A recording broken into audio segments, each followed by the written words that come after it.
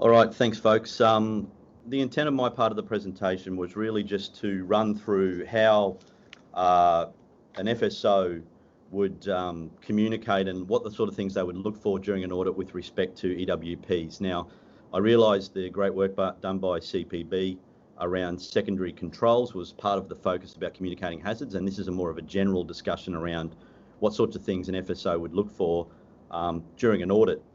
The quick reminder message from our sponsors type thing about what sort of things or how an audit would be conducted by an FSO, and typically we would look for documented process, implementation and records in that sequence. Most of the people who have been through an audit would realise that most of the criteria start with the words there's a documented process for, or the system ensures, or safe systems of work are established, in place, or have been developed. And that runs fairly true for anything that would apply to EWPs. Obviously then it's up to the company to describe what actions are needed to be completed for their specific documented process requirement and specific system requirement to be applied. And then we would look for evidence that we did what we said we would do, that the documented process and implementation was followed by the company. I realise also that we get the question an awful lot at audit, particularly from smaller or medium to small companies where how do we keep up with the tier 1s and 2s, and how do we do these things, and how do we apply a level of practicability and possibility, or we just don't want to have that level of non-regulated controls within our system, and that's perfectly okay. And hopefully this presentation will put that into some perspective. Obviously also with the work done by Andrew and the team at the EWPA, industry's catching up with those requirements as well, and technology's ever evolving, so that's also something we would take into account. Which criteria might apply? This is reasonably fairly long bow that we've drawn here, and I tried to categorise these into the types of criteria around HIRAC, emergency, safe systems of work or SWIMS, training, work at heights, mobile plants specifically, and then things that would be obviously project specific. Consistent with the presentation by Graham and Nathan, the selection of the right elevated work platform is critical, and that would come through that project specific HIRAC process. And obviously we're not audited on the WH criteria every time, but obviously if we've got EWPs on site, we're a reasonable chance of being audited on either mobile plant or work at heights criteria. All of the hazard criteria, regardless of the activity you're doing, will include the risks associated with that particular hazard. Use of EWPs will often be picked up in that part, and all of the hazard criteria have an emergency element. I've obviously noted specifically 1.7, H1.7, but obviously all of the hazard criteria have an emergency element as well as assessment of the risks associated with that particular high-risk activity. SWIMS is an obvious one for everyone, and then training and verification of competency is often a regular one that comes up, particularly the criteria that exist within both mobile plant and the FP6 criteria.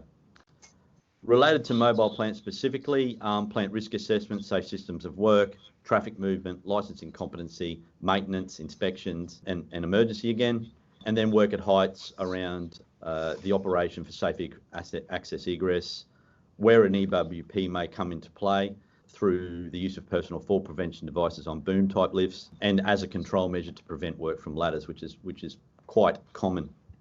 That list obviously wasn't exhaustive, but obviously everyone on the call can get the general idea about where we may be asking questions about EWPs. Speaking about things, general issues identified, very broadly speaking, these are some of the general issues that we see in audits. And there's also some Murphy's Law stuff. It's not uncommon to see workers standing on rails of EWPs, unfortunately, to do particular activities.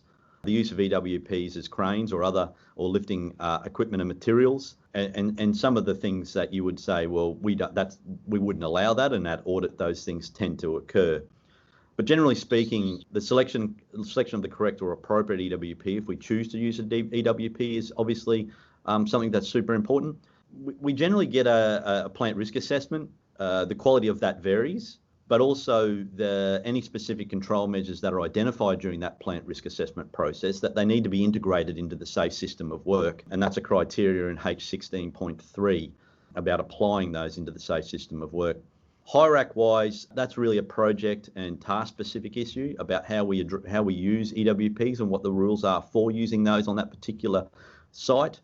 Project and task-specific issues generally identified include paths of travel, assessment of risks in specific areas where that's being done, tasks that are allowed to be undertaken from the EWP, and how we apply emergency procedures to that particular task that's being done.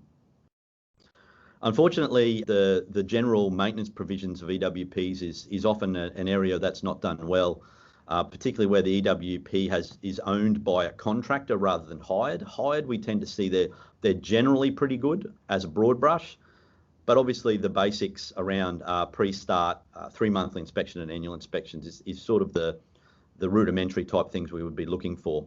EWPs in need of repairs or faults that have been identified in the pre-start inspection that haven't been rectified, and those sorts of things happen from time to time as well. Competency-wise, obviously high-risk work licenses is generally done pretty well for booms over 11 metres, but the competence, not defining what competency a company would expect for the use of mobile plant is a little bit hit and miss across the board, and the framework supplied for competency around the EWP Association is quite good, and I would encourage you to reference that when you're considering what competency we would be considering to apply in your organisation. Plant movement, the controls for management of interaction between people and plant tends to be very project stage related.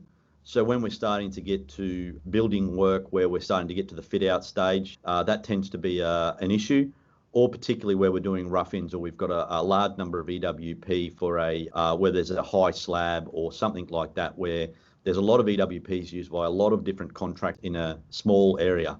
Spotters are routinely included as controls, but the application of spotters in accordance with the safe system of work is not always what has been prescribed. And moving on to emergency procedures, the role of spotters in an emergency around lowering procedures and responding to a potential arrested fall can be a bit hit and miss about what that is. And it's not uncommon for an auditor to ask a question of a spotter about what is the emergency procedure and how would you lower this machine, and then they are unable to show the auditor how that would be done. That is more common than you would think, and obviously that would be an area where there may be a gap in the system. Generally speaking, the selection of and correct appropriate EWP for the task being undertaken is generally done pretty well, and the plant risk assessments, we generally receive them. That's more common than uncommon. Almost always we have workers who hold a high-risk work licence when they are operating a boom over 11 metres. That's not common to have that. The types of workers who work in those booms, and the types of whether it's a rigger or steel structural contractor or other people of that sort of nature, generally speaking, that's generally done pretty well. It's where we have a boom under 11 metres or we're operating a scissor lift where the competency query could be done better. And also the application of the use of EWPs rather than other work at heights options. I noticed Graham and Nathan both mentioned that EWPs aren't always the right control measure to select, but sometimes they are when we're looking at opposed to working off a ladder or a mobile scaffold or other work at height options that may not be appropriate for the activity being done. I encourage companies to have a clear and compliant documented process and have a real think about how you might apply that in your organisation in the context of the criteria, the regulatory requirements for the jurisdiction that you're working in, and what other parts of your system say. So a disconnect between your safe system of work, your project risk assessment, or the workplace health and safety management plan, or the contractor's own safe system of work, whether that be a SWIMS or a SOP or otherwise. The disconnect between the competency requirements in those is quite common, so make sure that's clearly enunciated within your system. Apply the hierarch process effectively across the board, and pretty much do what you say you'll do. So if you get those first two things right, do what you say you'll do through implementation and generate the records that you should. And from an OFSC audit perspective, you should be in pretty good shape.